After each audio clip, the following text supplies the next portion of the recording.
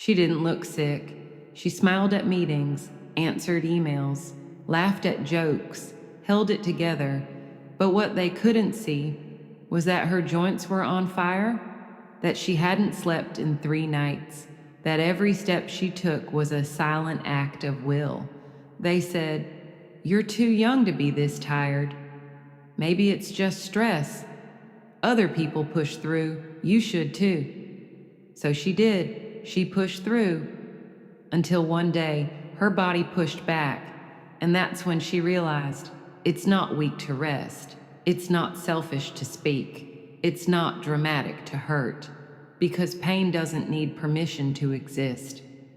And strength doesn't need to look the way we expect. She wasn't fragile. She was carrying a war no one could see. And still, she showed up. Every day. Her illness was invisible, but her resilience, that was unmistakable. Nora Delgado was 25th Latina, first-generation college graduate, driven, polished, put together. From the outside, she looked like someone going somewhere, fast. She worked at a nonprofit that helped women escape domestic violence. She believed in giving others safety, choices, a second chance. But behind the mission, behind the kind eyes and pressed blazers, she was fighting a battle of her own. Most mornings, Nora didn't wake up. She peeled herself out of bed. Her bones felt like they were filled with sand. Her muscles like they'd run a marathon overnight. Her skin burned without reason. She had lupus, an autoimmune disease where the body attacks itself. Some days her hands were so swollen she couldn't button her blouse. Other days, her joints locked without warning. Elbows, knees, wrists, frozen in place. And always, there was the fatigue. Not tiredness, not sleepiness. Bone-deep exhaustion that made brushing her teeth feel like lifting weights. But nothing showed. There were no crutches, no bruises, no wheelchair. She looked fine, and that was the curse. Coworkers assumed she was lazy when she took the elevator to the second floor. Her boss joked, "Millennials and their burnout." Even her closest friends began to pull away. They didn't understand when she said, "I just can't today. Can't come out, can't travel, can't show up." Not because she didn't care, but because her body had decided that functioning was a luxury. One friend said it without malice, but it cut deep. "You're always canceling last minute. Maybe you just don't want to hang out." That night, Nora cried, not from the physical pain, but from the isolation. Because when the world doesn't see your pain, it stops believing you have any. She started doubting herself too. Was she imagining this? Was she too sensitive? Was she, like they said, making excuses? She looked in the mirror and didn't recognize herself. Her body didn't look sick, so why did it feel like it was falling apart? She began to do what so many with invisible illnesses do. She masked, smiled through staff meetings while her knees throbbed, took extra shifts to prove she wasn't weak, laughed off the fatigue with caffeine, and forced optimism. Because she was afraid that if she didn't perform normal, she'd be treated as broken. But masking came at a price, and Nora was about to learn what happens when you carry pain alone for too long. Because one day her body would say enough, in a moment no one saw coming. It was a Wednesday morning, cloudy, cold. Nora had barely slept the night before. Her hips ached from the inside out, and her joints had stiffened so badly she'd had to slide off the bed sideways. She sat in the shower for 20 minutes just to loosen her arms, took 3 ibuprofen on an empty stomach, then dressed herself in slow, deliberate movements, each one costing her more energy than most people spent all day. But she still showed up. There was an event that day at the women's shelter, an annual fundraiser where Nora was invited to speak. She'd written her speech carefully, woven stories of strength and survival from the women she'd helped. But that morning, something was off. Her vision was blurry. Her skin was flushed and cold at the same time. Her hands shook and her chest felt tight. Still, she smiled as she took the microphone. Still, she stood on that small wooden stage and told the crowd, "We are all more than what's been done to us." She got through the speech. Every word landed. People clapped. She bowed her head, stepped down from the stage, and walked straight to the restroom. Then locked the door, collapsed on the floor, and couldn't get back up. Her legs wouldn't move. Her heart was pounding in her ears. Her fingers tingled. The fluorescent lights above flickered, and the only thing she could think was, "Don't let anyone find me like this." Because still, she was more afraid of being seen as dramatic than being in danger. She didn't call for help, didn't text anyone. She waited until her limbs stopped shaking, until she could stand, until she could pretend again. And then she went home, alone, still wearing the same brave face. Later that night, the fever came, high, dangerous. She passed out in her apartment and was rushed to the ER by a neighbor who found her. The doctor said her kidneys were flaring, her blood pressure was unstable, and she was this close to organ failure. The attending physician asked, "Why didn't you come in sooner?" And all she could say was, "I didn't think anyone would believe me." She stared at the ceiling in that sterile white room, an IV in her arm, wires on her chest, and a voice in her head whispering, "You're not lazy, you're not weak, you're just tired of pretending you're fine." That was the moment it shifted, not the pain. That had been there for years. What shifted was her worth. For the first time, she questioned not her illness, but the world that expected her to perform through it. And for the first time, she decided she wouldn't. Because the next time she got out of a hospital bed, she wasn't going to apologize for her limits. She was going to speak from them. The hospital didn't heal her. It stabilized her, cleared the inflammation, rehydrated her veins. But healing, that started the moment she chose to stop hiding. When Nora got home, the first thing she did was look around her apartment and see all the versions of herself she had built for other people. The clean desk she never used, pretending to work from home even when bedridden. The makeup bag she'd used to erase the signs of fatigue. The planner filled with crossed out plans, dinners missed, birthdays skipped, apologies written over and over again. She sat on the edge of her bed, body still aching, heart still raw, and whispered something she'd never said out loud before. "I'm not weak. I'm just tired of lying." That night, she opened her laptop, not to answer emails, not to work, but to write. She didn't know who it was for yet. She just knew the words had to come out. So she wrote the truth about the pain that moved through her body like wildfire, about the shame of canceling plans again and again, about the fear that maybe she was being dramatic because everyone else seemed fine, about how the most exhausting part wasn't the illness, but pretending it wasn't there.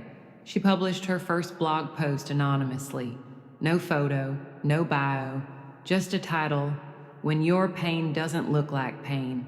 It was raw, messy, unfiltered, and it was the most honest thing she'd ever written. She went to bed expecting nothing, but by morning her inbox was full. Messages from strangers. "I thought I was the only one. You just described my life. Thank you for saying what I've never been able to." One message stood out. It said, "You don't know me, but tonight I decided not to give up because you reminded me that I'm not crazy, I'm not alone." Nora stared at the screen with tears in her eyes because for the first time in years, her pain had purpose. She wasn't just surviving, she was connecting, not in spite of her illness, but through it. She began writing weekly, then daily, small reflections, journal entries, tools that helped her, and just as often the ones that didn't. She didn't try to sound strong. She didn't wrap her posts in neat little bows. She just told the truth. And slowly her story grew, her voice grew, her life grew. Because something magical happens when you stop pretending you're fine. You give others permission to be honest too. And soon Nora wouldn't just write about invisible illness. She'd build something that made it impossible to ignore. Pain took a lot from Nora. It took her energy, her job, her friendships, her plans. But it couldn't take her voice, so she used it. What started as a blog became a lifeline for thousands. She called it Still Here because no matter how bad the flare-ups got, no matter how many times her body collapsed, she was still here, and so were the people reading her words. The site grew fast, too fast for her to manage alone, so she started a weekly Zoom group. 10 women joined the first call. Women with chronic fatigue, fibromyalgia, endometriosis, multiple sclerosis, different diagnoses, same silence.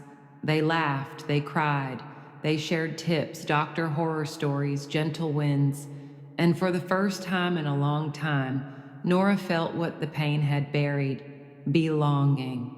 She created resource guides for navigating medical gaslighting, wrote scripts for asking for accommodations without shame, and even hosted an invisible illness boot camp, not to push through pain, but to learn how to live with it, not against it.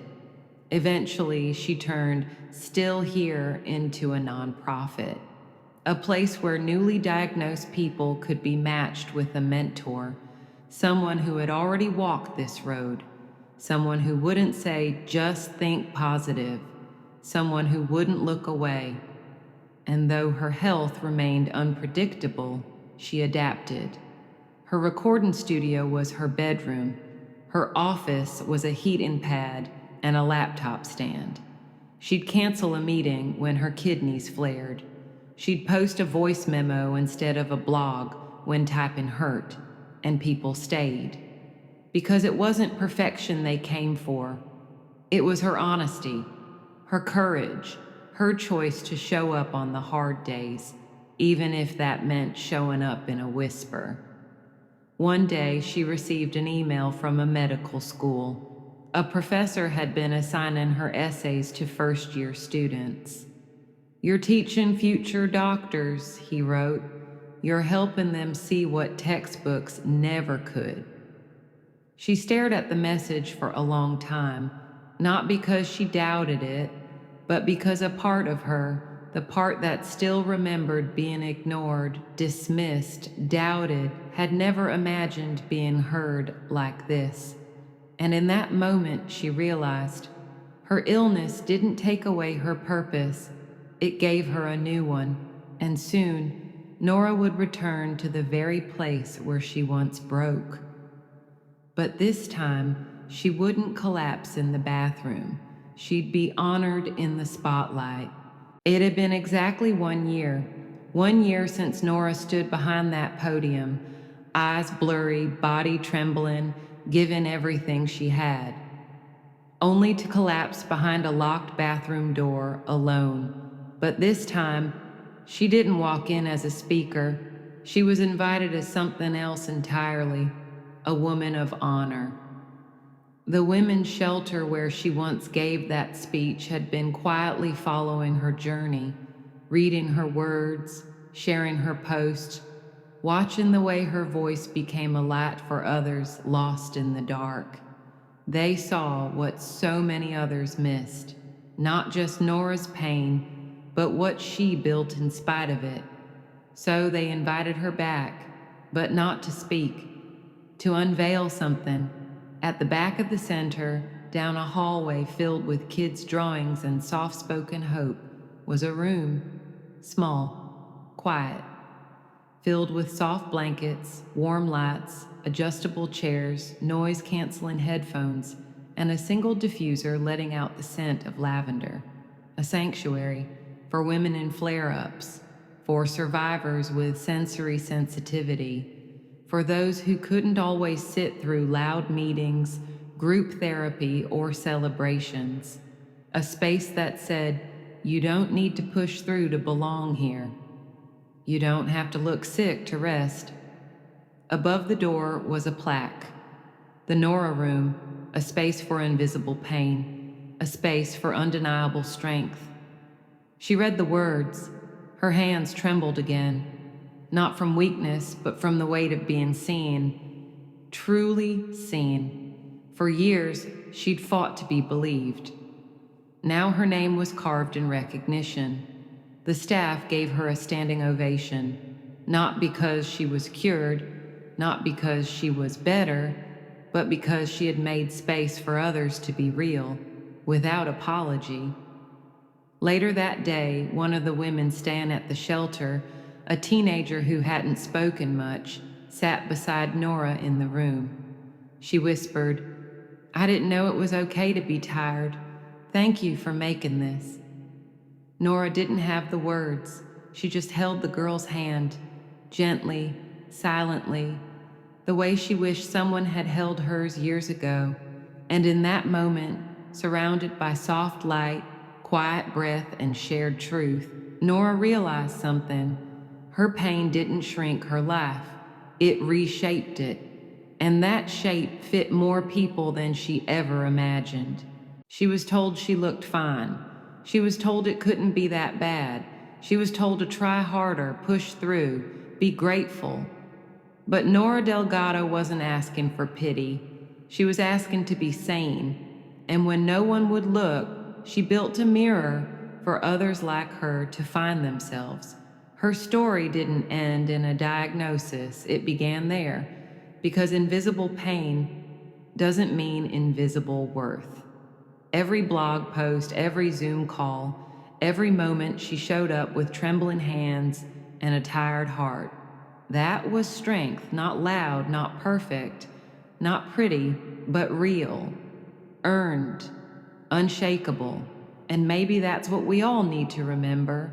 That strength isn't always something you can see. Sometimes it's a woman who says no so she can rest.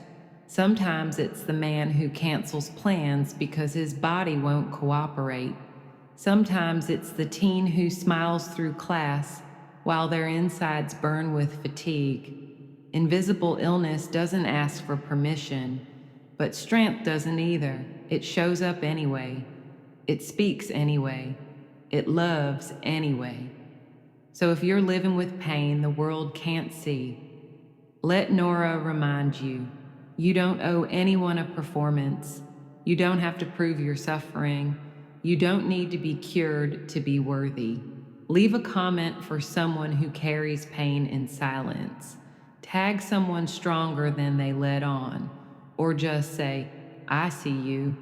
Subscribe for more stories like this, because at Able in every way, we believe the strongest people are often the ones no one ever sees coming. And to anyone listening right now, still fighting, still showing up, still here, so is your power, even when your pain is invisible. Your strength never is.